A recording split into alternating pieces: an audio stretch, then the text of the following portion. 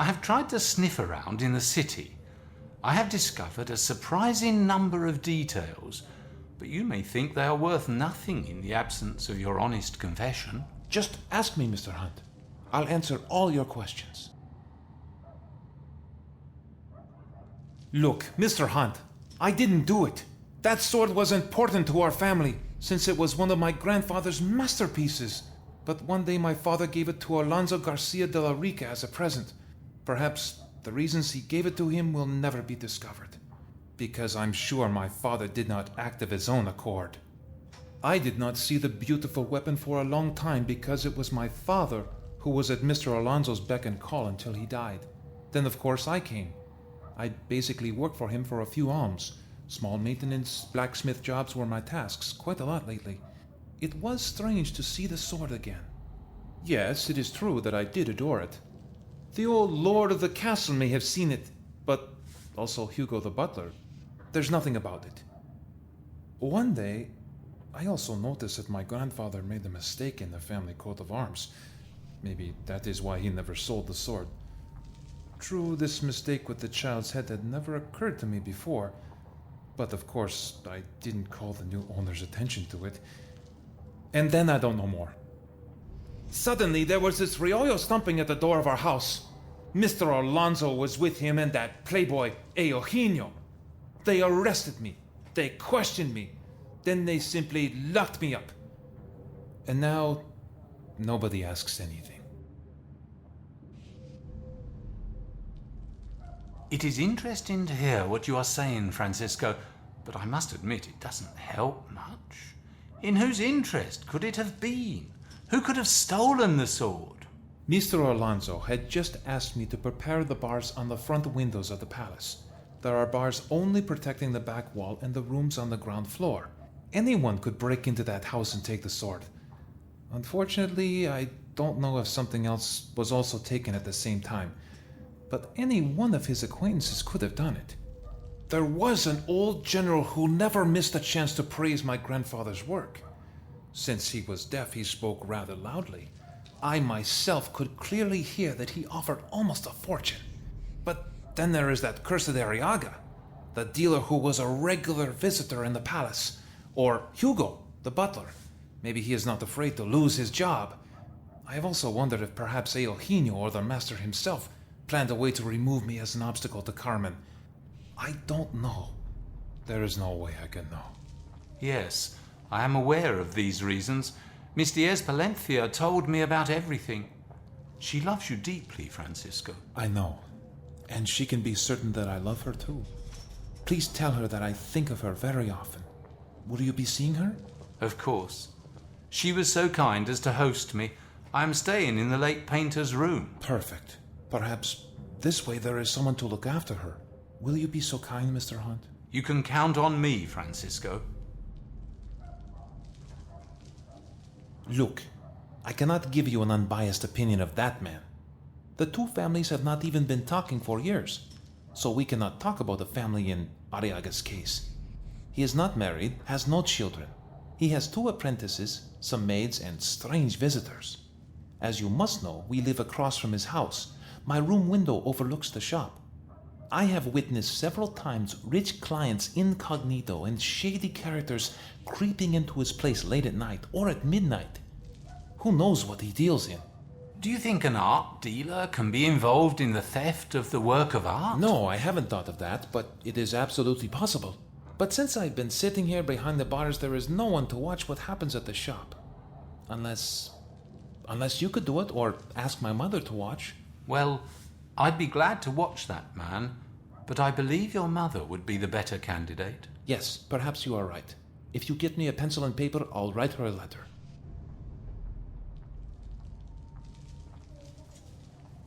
You know, the friendship between the two families was perhaps made in heaven. Even our fathers loved each other like 2 brothers. True, Salvador lived in England for a long time, but I forgive him this, since otherwise he could not have returned with such an angel, Carmen. We were raised together. We came to know the world together. Our sole fortune is that we are not real siblings because we are free to be lovers. Although this love is burdened with a curse that is heavier than that of the Agon. recently a rival appeared, none other than the young Eugenio. His only weapon is a piece of paper that Carmen's father signed and in which he gives me 2 months of life. Because in 2 months, Carmen will be 21 years old and she will have to marry Mr. Alonso's son. And I will surely kill him. And then myself. I love to listen to his stories, in which either he or someone he knew was the hero. He knew everything, always had something on his mind. He also taught me how to play the trumpet when I was a child, but unfortunately I have no ear for music, Mr. Hunt. However, I was better at painting and drawing than Carmen, even though she has a skillful hand too. Take a look at her embroidery. Salvador was like an uncle to me. I was deeply upset when he died. My mother is the most loving mother in the world. She served her family, husband, and children all her life. I think myself ungrateful that I leave her alone just when she would need my help.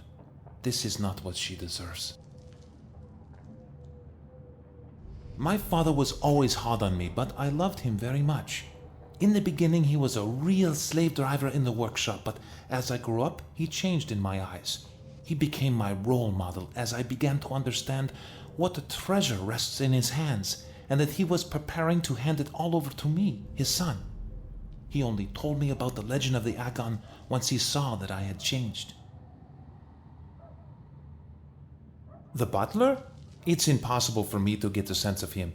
Always reserved, a cold man. Mr. Alonso is satisfied with him, and that is what counts. Did you know that he is also the gardener in the palace? It was a pleasant surprise to me. A villain. He calls himself a policeman, but he is only a puppet moved by money and ulterior motives. He took the words of the aristocrats like holy scripture. Perhaps if he had been more impartial, I would have had better chances. He considers the case closed, despite the fact that there isn't a single bit of evidence against me.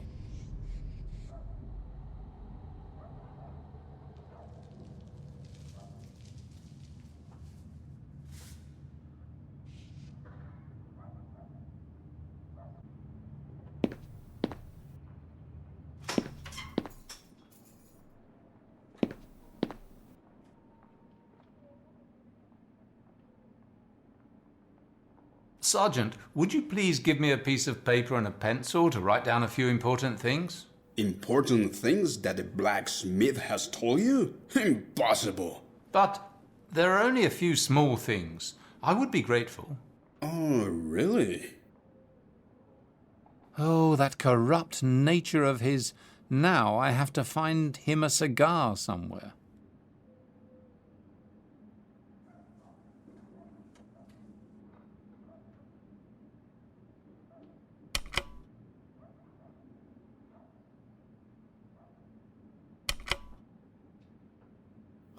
A cigar. Oh, smells divine. It's yours, but please let me use paper and a pencil. What? Well, all right. You'll find paper and pencil there on the desk. Thank you.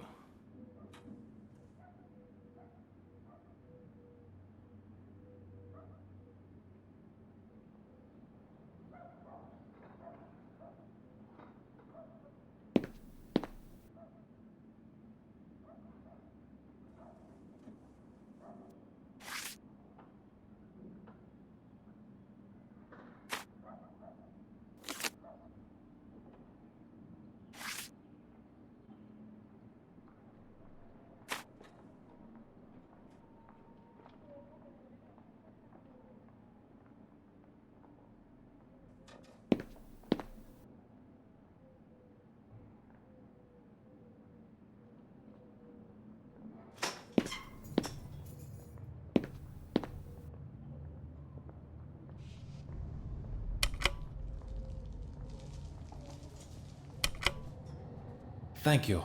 Now write my mother saying you are free to enter our place, that she should let you look around my room and watch Arriaga. Be careful and not to lose sight of him.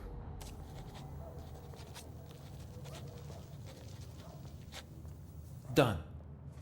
Take it to our house as soon as possible. And tell my mother that I love her very, very much. I am fine. She need not worry about me. I'll do just that, Francisco. Hold out. I'll figure something out. See you later. See you later, Mr. Hunt. I hope you'll succeed.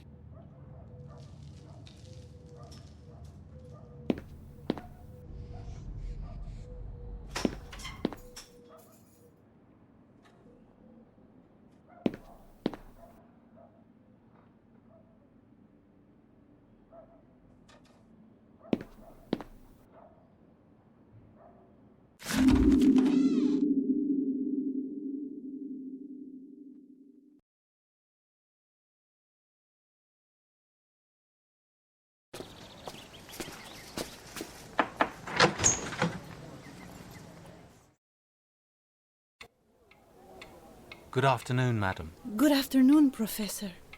Any news of my son?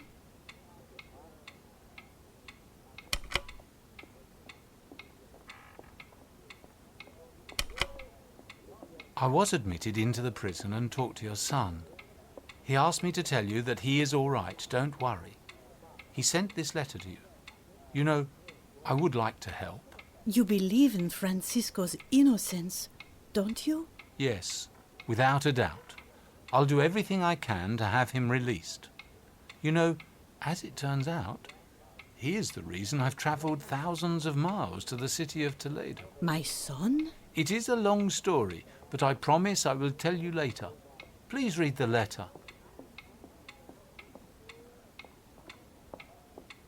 Francisco asks me to allow you to take a look around our home. Naturally. Please, make yourself at home. If you are interested in my son's room, you'll find it upstairs. Thank you, Mrs. Candelas.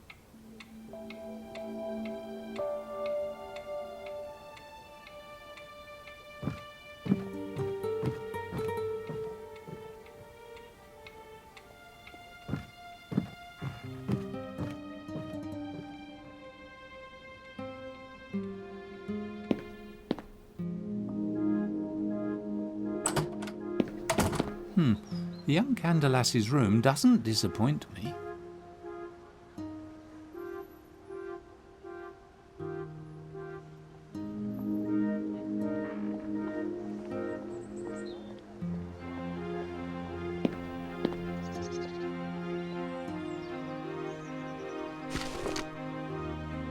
An almanac, the yearly folk science.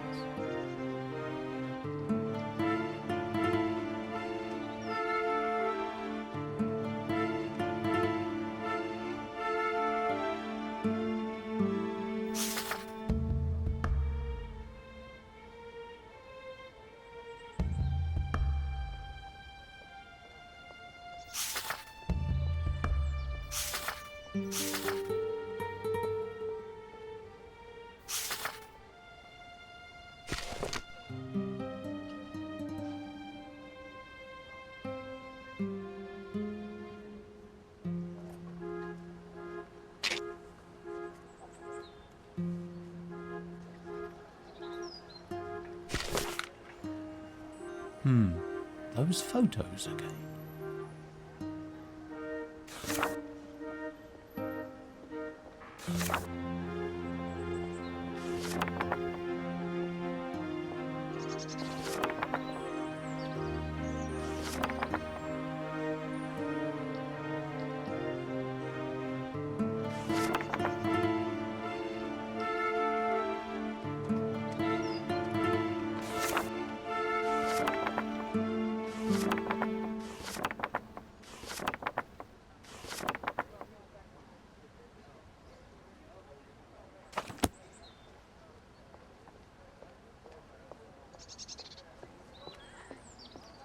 Really, a perfect place for someone who wants to watch the art dealer living opposite.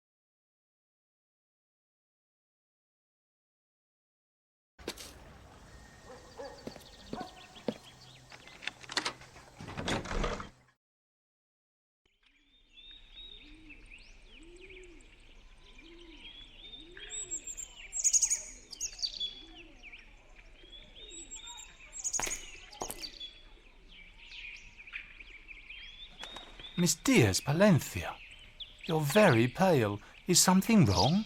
I'm not saying anything. You will understand everything too if you read this letter. I think it explains many inconsistencies. But you know, I don't feel my situation to be any less hopeless, Professor. Please help, Professor. I am begging you, please. There is another lock in the music box, and who knows what will be revealed when another compartment is opened. I have no power left to do it, Professor. I feel so lost. My dear child, don't let yourself down. Of course I will help. I have also spoken with your beloved. You have spoken with Francisco? Yes. He wants you to know that he is all right and thinks of you a lot, miss. Oh, my God.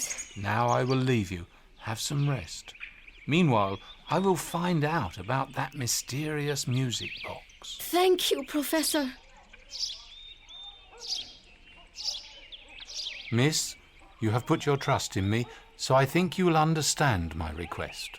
Just for a short time, I would like you to lend me that valuable medallion your father left to you and which we found in the music box just now. I promise I will take good care of it and assume responsibility for it. There's no need to apologize, Professor.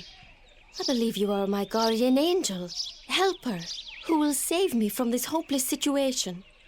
The medallion is at your disposal. Thank you, miss. You know, I have a plan. Dear Aunt Isabel, I consider her my surrogate mother. What's more, she is dear Francisco's mother, a very amiable woman. I have been thinking a lot, Professor. You know, although I don't think Francisco is guilty, but if yes, well, I don't want to marry anybody else. We are one, soulmates, if you understand what I mean. Miss Diaz Palencia, I am amazed by your exceptional virtue. The sergeant? I don't know much about him. He is a soldier type. He could really get married.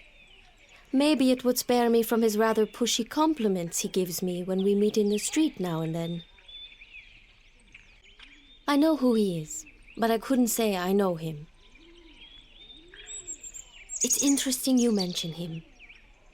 Maybe I've never exchanged a single word with him, but I've always considered him an enemy. It must be because he never had a good relationship with the Candelas family. But I've never asked Francisco about the reason for this.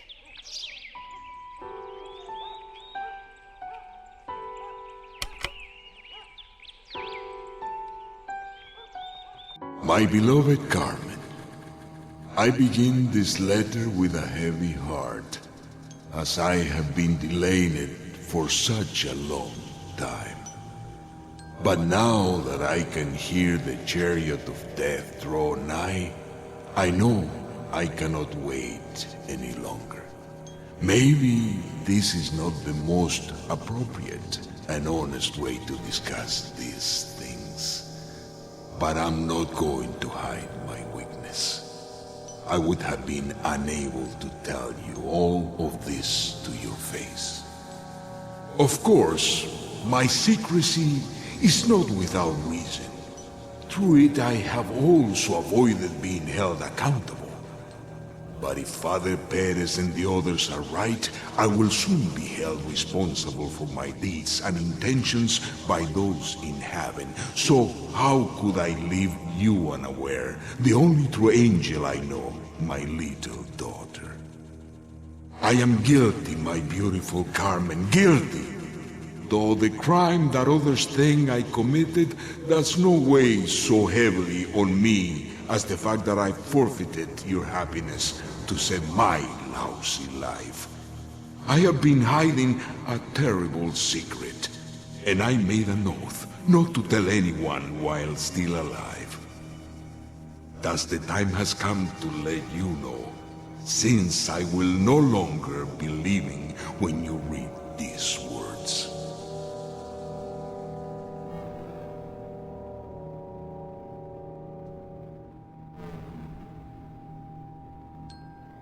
It all started when my friend Carlos was doing repairs in the church and happened upon a strange pair of keys attached to some window bars. Since he was very familiar with the tower's unopenable iron gate, he knew instantly that the double keys would fit the special lock. One day, his curiosity got the better of him. He snapped up the tower where he found a room and a strange machine untouched for centuries. This room is crammed with heretical documents and books on magic potions, witchcraft, spells, and alchemy. And there are designs for strange equipment, documents of Inquisition testimonies, formulas, spells, and a number of blasphemous pictures and objects. I myself have never been there, although Carlos invited me several times. But based on his account and what I saw of the objects from there, it must have been a trove of secrets.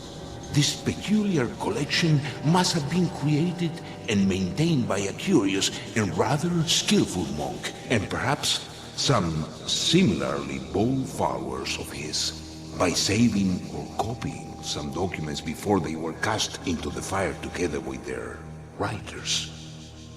According to the documents, the church had already been completed around 1500, so the priests may have been guarding the secret for several generations, when finally, one day, they must have found no proper successor, and the great iron door was shut forever.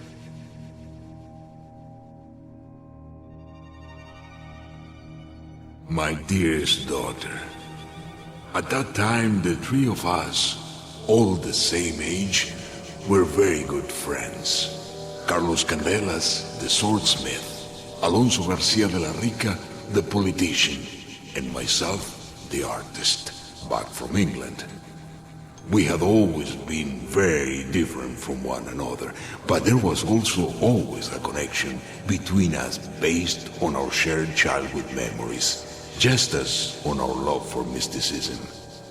We often met just to talk. Alonso talked about his experiences in Mexico. I myself amused them with stories from England. Carlos, however, felt that the uneventful life in Toledo didn't give him much to talk about. It was about this time when he discovered the room in the tower, and then he began taking one piece or another from the collection, starting with books and writings. To be honest, we were thrilled by the discovery. No one was interested in stories of the past any longer.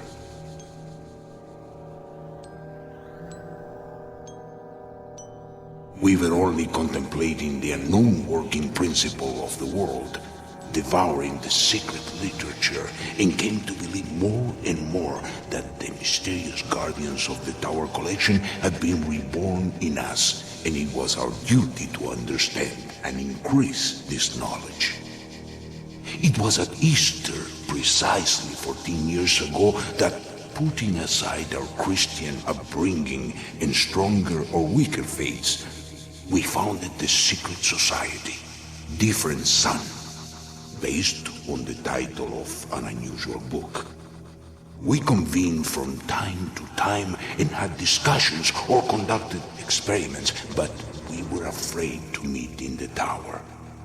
It would have been too close to all those who reject other worldviews, and then it could have been dangerous for people who had rarely attended to appear in the church. We never denied God, but we were mesmerized by the forbidden ideas. Our interest in experimenting grew, and the fact that we had such extraordinary thoughts gave us a sense of freedom. We felt that all that we knew about man, Christianity, and the world appeared in a different light. We devoted ourselves to the books and magic like children to new toys. I was especially drawn to alchemy and similar processes as I had become more and more familiar with chemistry through my interest in photography. Carlos was interested in magic and necromancy, and Alonso in writings that explained biblical events in different ways or told of unexplainable phenomena. Readings, debates, and discussions related to these topics took many nights. The library in the tower proved to be an inexhaustible source.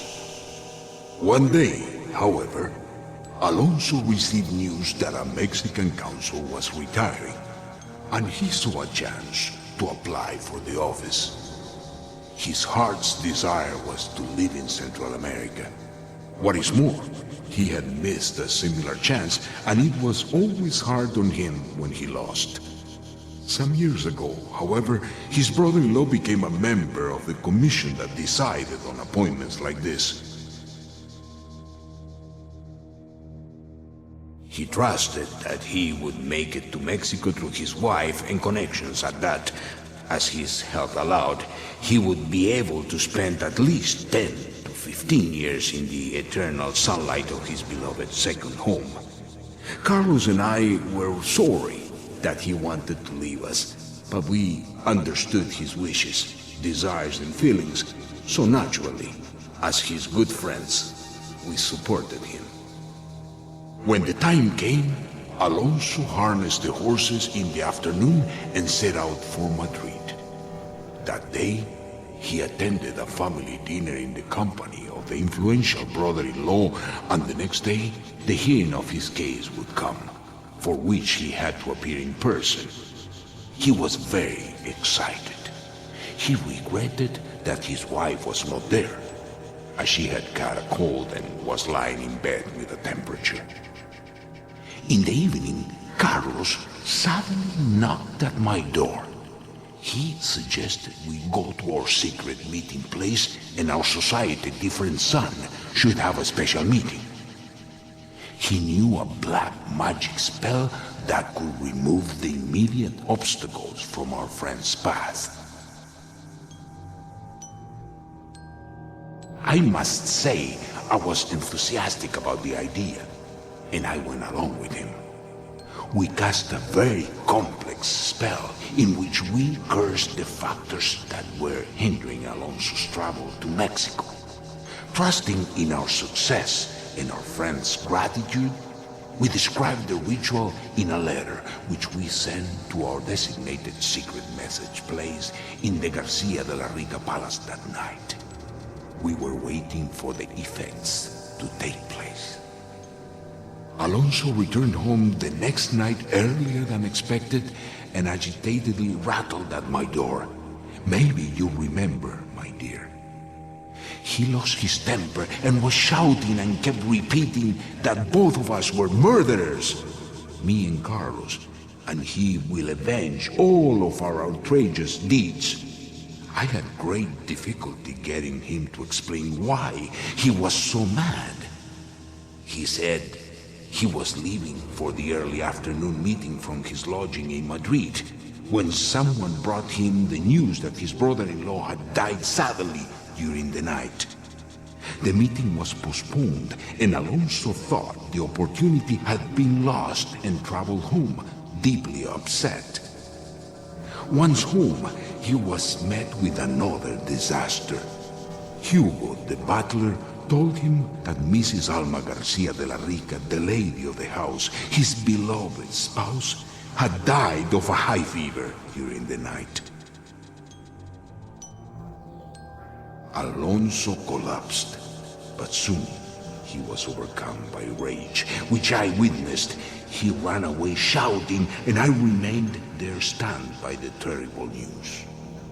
I ran immediately to Carlos, who felt similarly affected by the events. It was not only our friend's double tragedy, for which we felt deep sadness, but the responsibility also weighed heavy on our hearts. As Alonso may have been right, our magic killed both innocent people. But how could this be so? Because we wanted to remove the obstacle from his journey to Mexico? We were not thinking of people, no one's death, least of all that of the brother-in-law who wanted to help, or the warm-hearted Mrs. Alma Garcia de la Rica. Perhaps we made a mistake, or perhaps they, the people close to Alonso, were hindering the nomination? Maybe this was all just coincidence. The thin relative from Madrid was really a victim of a heart attack, and his wife took pneumonia too lightly. I will never find it out. Perhaps it is not important. It is a fact that had our letter been used as proof, if Alonso had turned in his old friends, both of us would have been executed without further question. He broke all relations with us, became a merciless and bitter man, and broke down under the tragedy.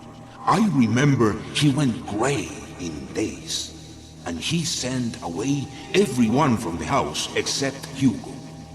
We knew he did and did not believe in magic, and if he believed that the magic was successful, it must have been his family and his own wife who wanted to prevent him from realizing his dreams.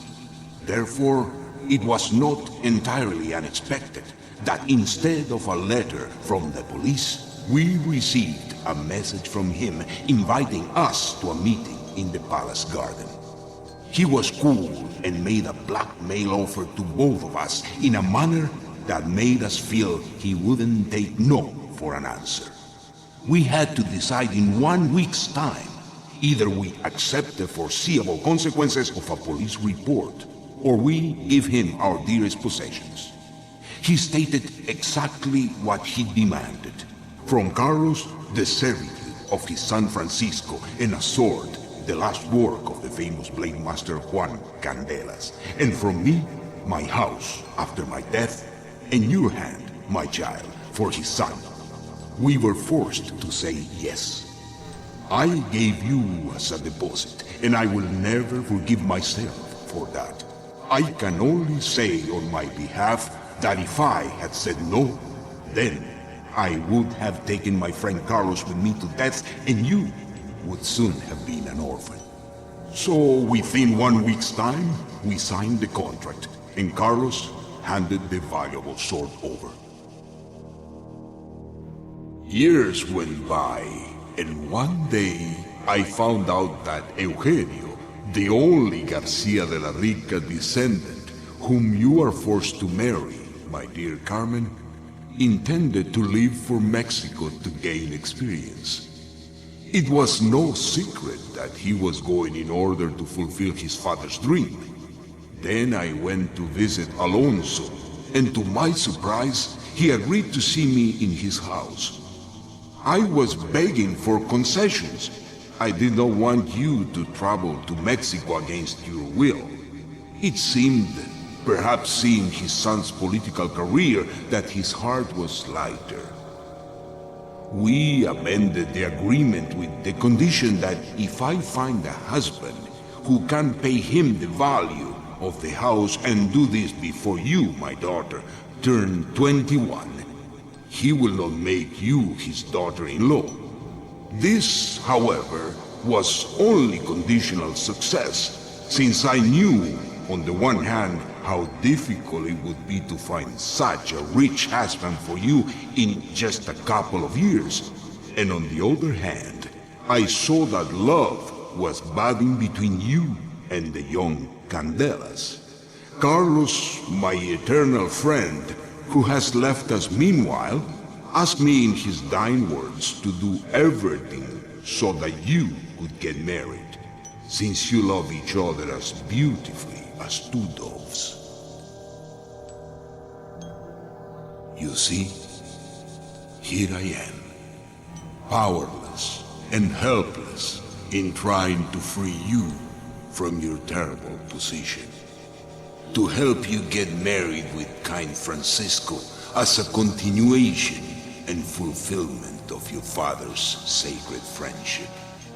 All I have is this music box with my favorite song and the course of my life that will perhaps serve as a lesson for you, my beautiful daughter, with its successes and mistakes, because great things also happened to your restless father.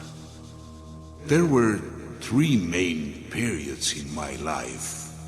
The first one consists of those strange 15 years that I spent in England, where I got to know your unfortunate mother.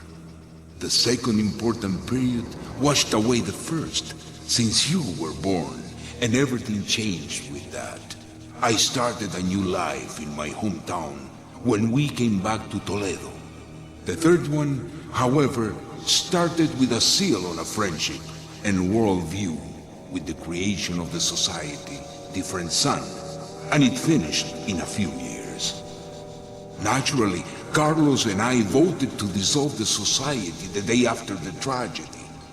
And since then, it seems that it has left us alone. Although I am sure I'm not the only one of the 3 of us who is tortured by strange dreams and doubts, even after all these years.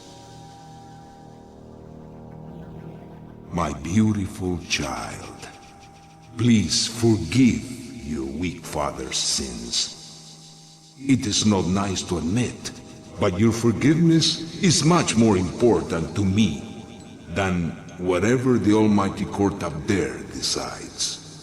Do not give up hope. Do not give up on your feelings. But be wise and always decide in favor of life. An old and tortured heart bids you farewell. Your father.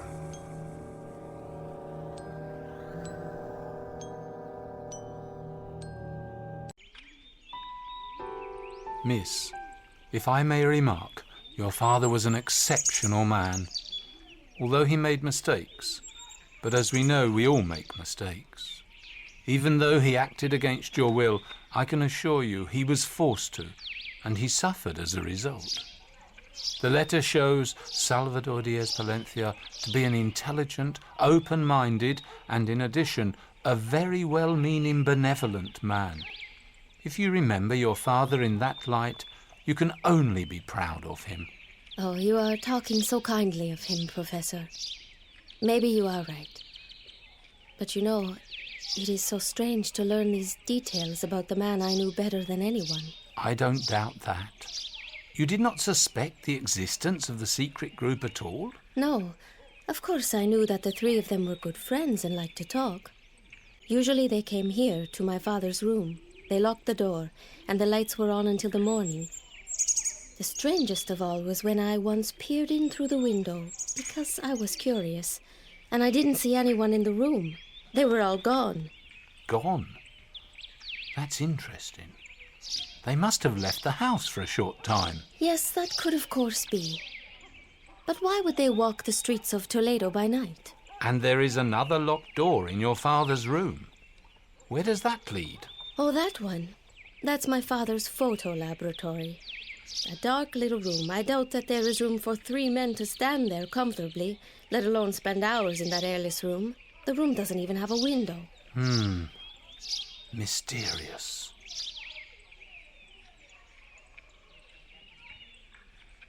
Would you allow me, Miss Diaz Palencia, to examine the room that was used as a photo laboratory? Of course, Professor. I only keep it locked because I am a little afraid of the chemicals in there. Here is the key.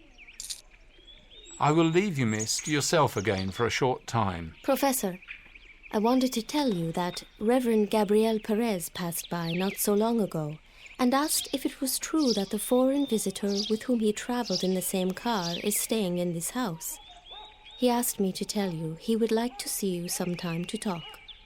He feels he behaved rather rudely, as he never talked to you, Professor, during the long journey. This invitation is kind of the Reverend. Yes, I think I will visit him soon. I assume I can find him in the church by the small square. Yes, you'll find the church at the Plaza San Pedro, not far from the police building. Father Perez will probably wait for you there.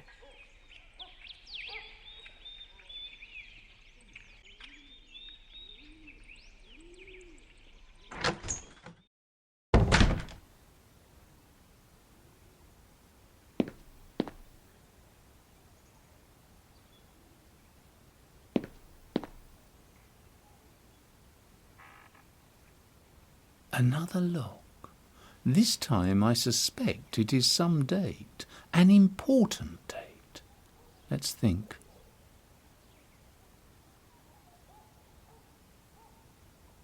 No, unfortunately not. Trial and error won't lead me anywhere. I must search on.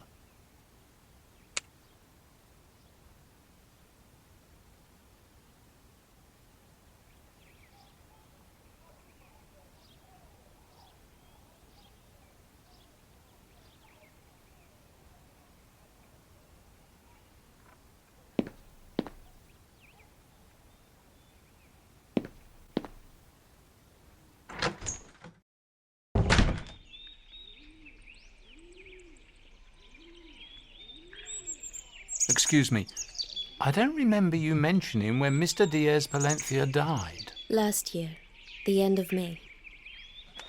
It was a cloudy spring.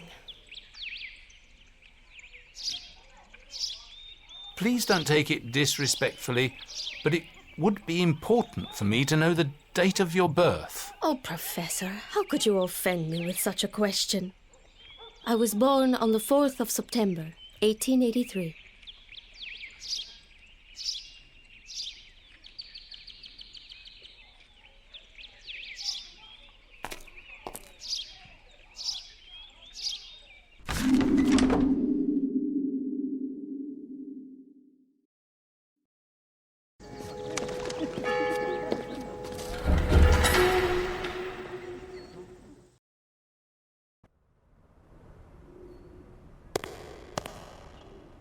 So, here is the silent fellow passenger from the mail coach.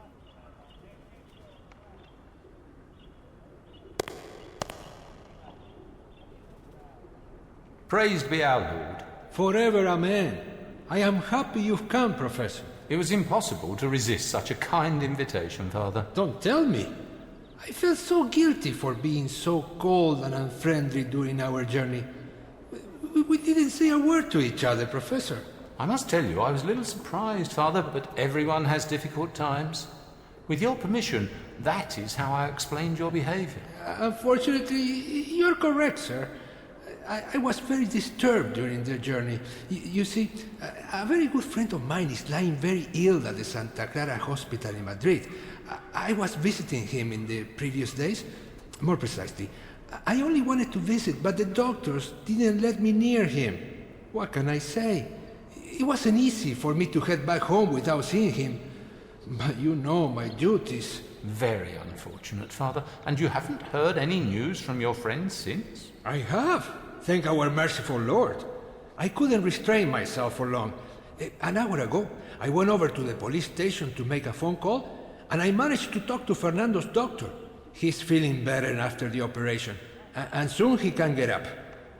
Sergeant Reollos told me that you visited him and that you are staying at Miss Diaz Palencia's house for a few days. I didn't want to miss the opportunity. I understand everything. Well, I am glad that things turned out this way. If you allow me, I would like to ask you a few questions, Father Perez. I am listening, Professor. Please forgive me for being so uninformed, but would you do me a favour and tell me how you determine on which day Easter falls each year? Well, I can tell you exactly. After the synod held in 325 AD, Easter is the first Sunday after the first full moon following the spring equinox. This is sometime between 22 March and 15 April every year. I've heard about that unfortunate case.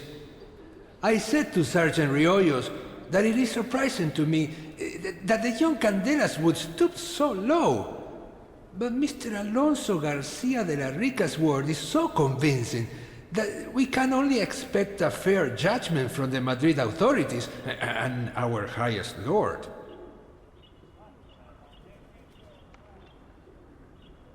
Quiet, kind person, although there is always some sadness in those beautiful eyes of hers.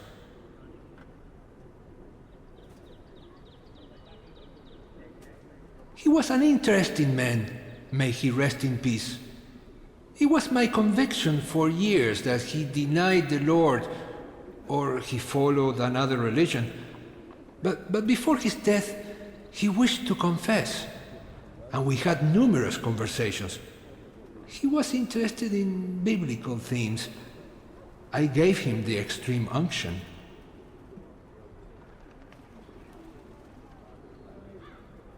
The older Candelas was an excellent craftsman. May he rest in peace. He helped us a lot when the church was renovated. He worked for free for months and he undertook the maintenance free of charge as well. I will remain indebted for him for my entire lifetime. By all calculations, she should be credited with the fact that Carmen and the young Francisco became God-fearing and pious believers as adults. Neither of their fathers was very devout, but there hasn't been a single Sunday when Isabel Candelas hasn't appeared in church. I haven't spoken with him much in the past years. Even though he's originally from France, he speaks the language very well, and I often see him in church. A quiet, reserved man. A strange child. Let's not waste more words on him, Professor. You know, he's the head of the police station. He knows everyone, and the information runs through his hands. We are from two different worlds, he and I, but maybe it's only due to our proximity that we speak much. You know, Reollos keeps me connected to the outside world, since around here one can only find a phone at the police station or in La Taberna Inn at the Plaza de la Mancha. But naturally, I don't like going to pubs. Mr. Garcia de la Rica doesn't even have a phone? No, certainly not. I ran into him at the police station last month. He was making a phone call. I know his shop, but I couldn't say I know him himself. I see him rarely. He's cold, but an honest man. He regularly attends Mass together with his son. His poor wife cannot accompany them any longer, but the three of them always used to come together. The loss of Alma Garcia de la Rica really wore Mr. Garcia de la Rica down. Around that time, prayer really helped him a lot.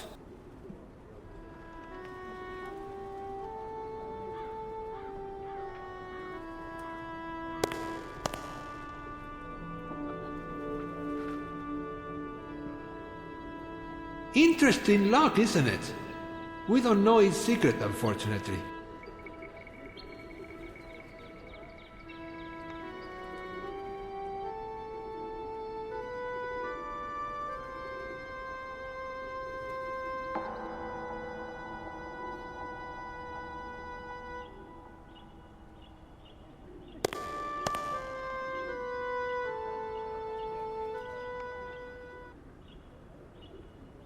The iron door leads to the tower, doesn't it, Father?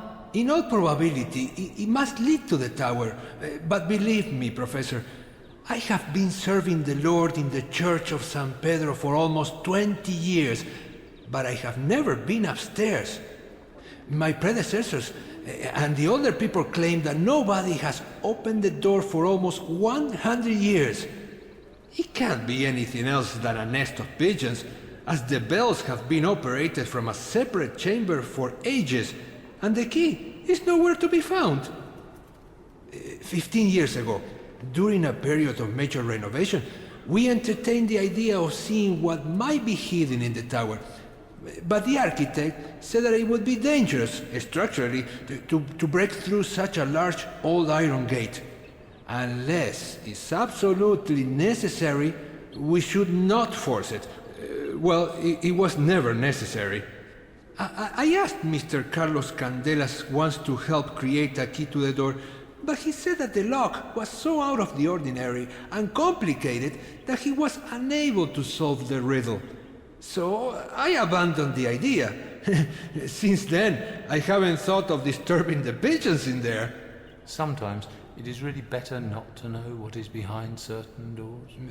Beg your pardon, Professor? Sorry, I was just musing, Father.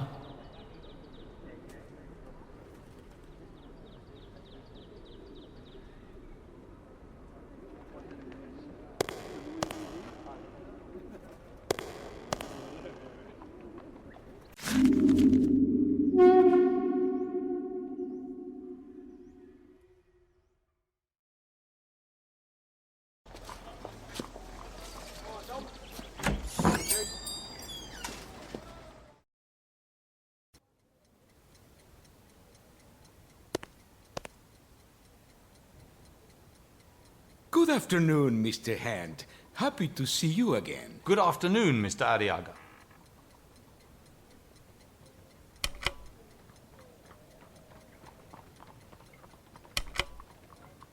As I have mentioned, I don't carry a large amount of money when I travel. However, your offer made me think, Mr. Arriaga. I thought I would happily offer you a masterpiece that I was keeping for Don Diego as the basis in exchange, if you can really show me some rarity. Well, I brought it for you. Please take a look. Oh, Mr. Hant, but this is beautiful. No doubt it comes from England and is of considerable value. This is hard for me, but I think there are a few things that I can offer in exchange. Gaspar! Come immediately and take care of the shop while I am away. Please, follow me, Mr. Hant.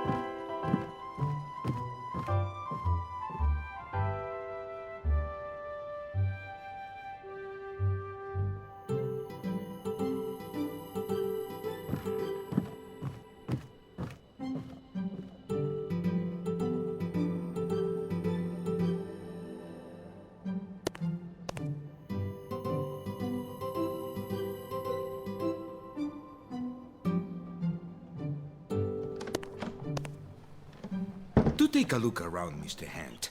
You don't see such wonders every day, even in fabulous London.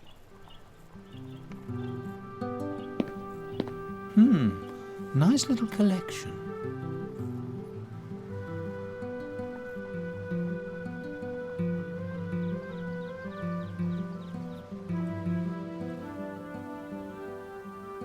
You have excellent taste, Mr. Hant. Beautiful, isn't it?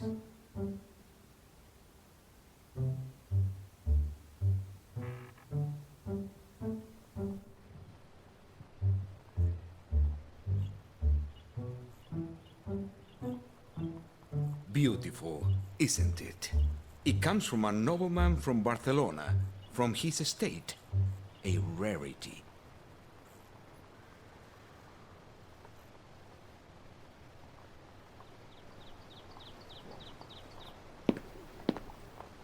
Please don't, Mr. Hant. Don't draw the blinds under any circumstance.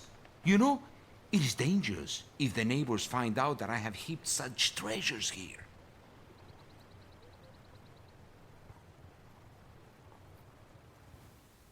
Well, this is an original sword of Toledo, Mr. Hant. One of the masterpieces of the late Juan Candelas.